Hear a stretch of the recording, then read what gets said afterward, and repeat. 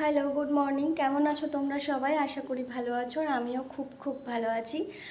তোমরা অনেকেই বলেছিলে যে আমি যেহেতু বাড়িতে আছি তাই জন্য ব্লগ করতে। তো আজকে সেরকম ব্লগ করার মতন কিছু আছে কি না আমি জানি না, তা আমার মনে হলো আজকে একটু ব্লগ করি। কারণ সকালবেলা ফোন করে আমার এক বান্ধবী বলল তুই এসেছি, আমি ওকে বলেছিলাম যে আমি এসেছি বাড়ি। তো কালকে এক বান্ধবী এসেছিলো, সেটা তোমাদেরকে আর দেখানো হয়নি।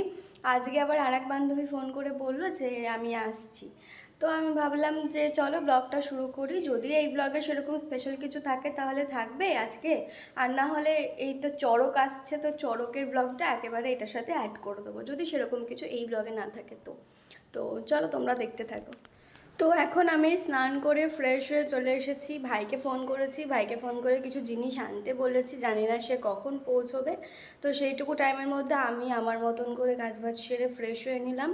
কারণ খুব গরম পড়েছে, তো সারাদিন ওই একই জামা কাপড় পরে থাকা যায় না। বিকেলের দিকে আবার স্নান করি আমি, কিন্তু এখন জামা কাপড়টা চেঞ্জ করে নিলাম। তো চলো তোমরা দেখতে থাকো। এখন আমি সকালে ওই চিয়া সিড, কিশমিশ যেগুলো খাই আর কি, ওগুলো খেয়ে নেব, তারপর আবার তোমাদের সাথে দেখা হচ্ছে। আচ্ছা,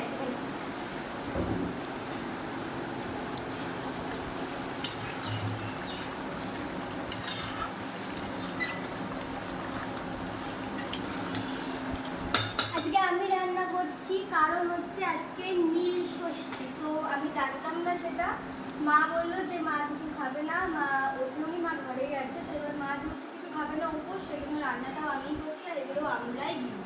আমার বান্ধবী চলে এসেছে, ক্যামেরা ওই ধরে আছে, এদিকে ভাইও আছে, কোথাও একটা আমি জানি না, দেখতে পাচ্ছি না ওকে। তো রান্না বান্না করে নিই, তারপর দেখা হচ্ছে। ইয়ে, তোমরা হয়তো ভাবছো হঠাৎ করে রান্না করতে করতে কোথা থেকে রেডি হয়ে চলে আসলো। তো ব্লগটা আর কন্টিনিউ করতে পারিনি, কারণ আমরা সবাই ডিপ্রেশনে চলে গেছিলাম।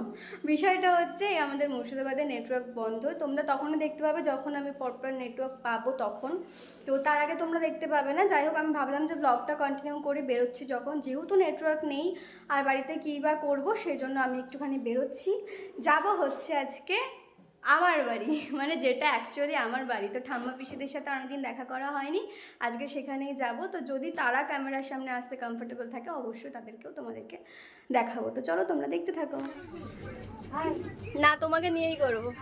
এই যে আমি চলে এসেছি আমার ঠাম্মাদের বাড়িতে।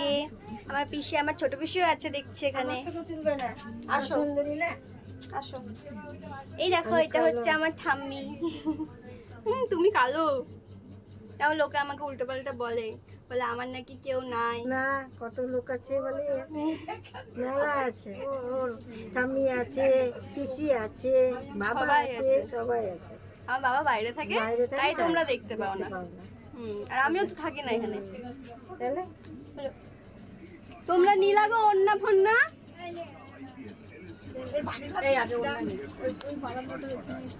চলো, এই দেখো, এইটা হচ্ছে আমার ছোট পিসি। মুখের মিল পাবে, নিশ্চয়ই পাবে, আর কথা বলাও অনেকটা একরকম। হাই বলো সবাইকে। হাই। এটা হচ্ছে আমার ছোট ভাই, মানে হাই বলে দাও, হাই হাই। ছোট পিসির ছোট ছেলে, আর বড় ছেলেটা ঘুমিয়ে গেছে। ওইটা হচ্ছে আমার মেজো পিসি। হাই। এবার বুঝতে পারবে আমার কে আছে কে নাই। ওর সবাই আছে, কে বলেছে ওর কেউ নেই? সবাই আছে।